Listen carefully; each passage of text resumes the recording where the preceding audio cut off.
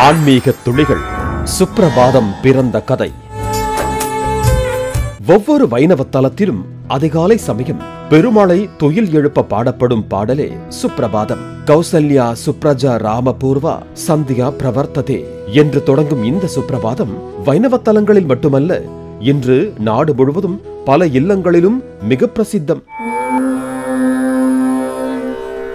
கௌசல்யா சுப்ரஜா ராமபூர்வா சந்தியா பிரவர்த்ததே உத்திஷ்ட நரசார்தூல கர்த்தவ்யம் தெய்வமாஹ்லிகம். கௌசல்யா சுப்ரஜா ராமபூர்வா சந்தியா பிரவர்த்ததே உத்திஷ்ட நரசார்தூல கர்த்தவ்யம் தெய்வமாஹ்லிகம். வீடுகளின் அன்றாட வேலைகளை தொடங்கி வைக்கும் விடியற்காலை சங்கீதமே இந்த வெங்கடேச சுப்ரபாதம் தான். திருப்பதியில் மார்கழி மாதம் தவிர மற்ற அனைத்து நாட்களிலும் ஏழுமலையானை எழுப்ப இந்த பாடல்தான் பாடப்படுகிறது. அப்படியானால் மார்கழியில் மட்டும் ஏன் இந்த சுப்ரபாதம் இல்லை? இந்த சுப்ரபாதத்திற்கு தமிழில் திருப்பள்ளி எழுச்சி என்று பெயர். திருப்பள்ளி எழுச்சி என்பது இறைவனை துயில் எழுப்புவதற்காகவும் ஆன்மீக விழிப்பின்றி உறங்கி கிடக்கும் ஆன்மாவை துயில் எழுப்பி இறைவனின் கருணையை உணரச் செய்வதற்காகவும் பாடப்படும் பாடல்களாக கருதப்படுகிறது. ஆழ்வார்களுள் ஒருவரான ஸ்ரீரங்கத்தைச் சேர்ந்த தொண்டரடி பொடியாழ்வார்தான் முதலில் தீந்தமிழில் திருவரங்கநாதன் மீது திருப்பள்ளி எழுச்சி பாடியவர். அவர் ஸ்ரீரங்கநாதரை எழுப்ப பாடிய இந்த திருப்பள்ளி எழுச்சியே சுப்ரபாதம் உள்பட அனைத்து பள்ளி எழுச்சி பாடல்களுக்கும் முன்னோடியாகும். கதிரவன் குணதிசை சிகரம் வந்தனைந்தான், கனவிருள கன்றது காலையும் பொழுதாய் என்று தொடங்கி அரங்கத்தம் மாப்பள்ளி எழுந்தருளாயே என்று அவரது முதல் பாசுரம் முடியும்.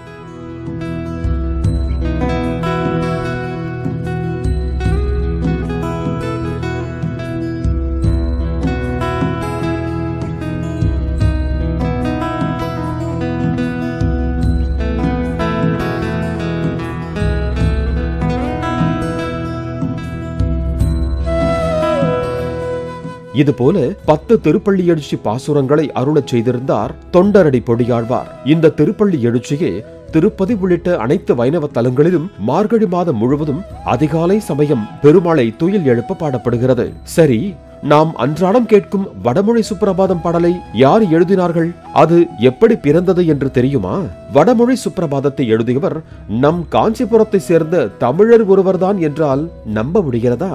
ஆனால் அதுதான் உண்மை. சுவாமி ராமானுஜரின் மறு அவதாரம் என்று வைணவர்களால் போற்றப்படுகிறவர் மணவாள மாமுனிகள். இவரின் நேரடி சீடர்தான் காஞ்சிபுரத்தை சேர்ந்த பிரதிவாதி பயங்கரம் அண்ணங்காச்சாரியார் அவர்கள். இவரது இயற்பெயர் ஹஸ்திகிரிநாதன் என்பதாகும். இவரை அன்பாக அண்ணன் என்று அழைப்பார்கள். இவர் தமிழ் மொழியிலும் வடமொழியிலும் மிகுந்த தேர்ச்சி பெற்றவர். கிபி 1361 பிறந்து பல வைணவ சேவைகளை செய்து கிபி 1454 அண்ணங்காச்சாரியார் திருமாலின் திருவடியை அடைந்தார். இவர் ஒரு நாள் தன் குருவான மணவாள மாமுனிகளோடு சேர்ந்து ஸ்ரீனிவாச பெருமானை சேவிப்பதற்காக திருமலைக்கு சென்றார். அந்த விடியற்காலை பொழுதில் மணவாள மாமுனிகள் தன் சீடன் ஹஸ்திகிரிநாதனை பார்த்து பெருமாள் மீது ஒரு சுப்ரபாதம் அருளக்கூடாதா என்று கேட்டார். அடுத்த கணமே அவரின் கட்டளையின்படி வெங்கடேஸ்வர சுப்ரபாதம், வெங்கடேச ஸ்தோத்திரம், பிரபத்தி, மங்களா சாசனம் எனும் 4ஐயும் அண்ணங்காச்சாரியார் தன்னிச்சையாக பாடினார். அப்படி 15ஆம் நூற்றாண்டில் ஒரு கணத்தில் பிறந்ததே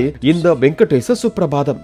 சுப்ரபாதம் 29 பாடல்கள், ஸ்ரீ வெங்கடேச ஸ்தோத்திரம் 11 பாடல்கள், பிரபத்தி 16 பாடல்கள், மங்களா சாசனம் 14 பாடல்கள் ஆகிய 4 பகுதிகளை உள்ளடக்கியதே ஸ்ரீ வெங்கடேச சுப்ரபாதம் ஆகும். இவருடைய வேதாந்த ஞான பாராட்டி மணவாள மாமுனிகள் தன் சீடருக்கு பிரதிவாதி பயங்கரம் எனும் விருது வழங்கி கௌரவித்தார். இன்றும் அவருடைய வம்சத்தினர் பிரதிவாதி பயங்கரம் எனும் குடும்ப பெயரோடு அழைக்கப்படுகிறார்கள். திருப்பதி கோவிந்தராஜ சுவாமி கோவில் தெற்கு மாட வீதியில் உள்ள லட்சுமி நாராயண சுவாமி கோவிலில் இன்றைக்கும் பிரதிவாதி பயங்கரம் அண்ணங்காச்சாரியாருக்கு விக்கிரக ஆராதனை வழிபாடு நடந்து வருகிறது.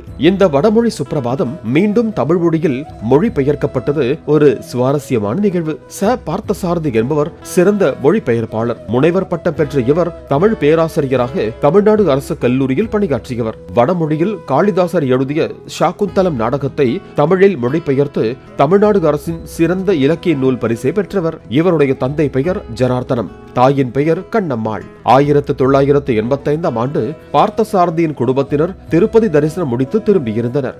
வீட்டில் சதா சர்வ காலமும் எதையாவது எழுதிக் கொண்டே இருந்த மகன் பார்த்தசாரதியை பார்த்து வெங்கடேச சுப்ரபாதத்தை தமிழில் எழுதும்படி வேண்டுகோள் விடுத்தார் அவரின் அன்னை கண்ணம்மாள். பார்த்தசாரதி அப்போது தமிழ் பேராசிரியராக திருத்தணி கலைக்கல்லூரியில் பணியாற்றிக் கொண்டிருந்தார். அவரது தாய் தமக்கு விரைவில் மரணம் நெருங்குவதை உணர்ந்தாரோ என்னவோ, தாமதிக்காமல் தமிழ் சுப்ரபாதத்தை எழுதி முடிக்கும்படி மீண்டும் மீண்டும் மகனை வலியுறுத்தி வந்தார். தன்னுடைய கல்லூரியில் பணிபுரியும் ஞானக்கூத்தன் என்பவருக்கு சமஸ்கிருதத்தில் நல்ல புலமை இருந்த காரணத்தால் அவரின் உதவியோடு சுப்ரபாதத்தில் உள்ள முதல் பகுதியான திருப்பள்ளி எழுச்சியில் இருக்கும் 29 பாக்களையும் தமிழில் மொழிபெயர்த்து அன்னையிடம் 3 நாட்களில் வாசித்து காண்பித்தார் பார்த்தசாரதி.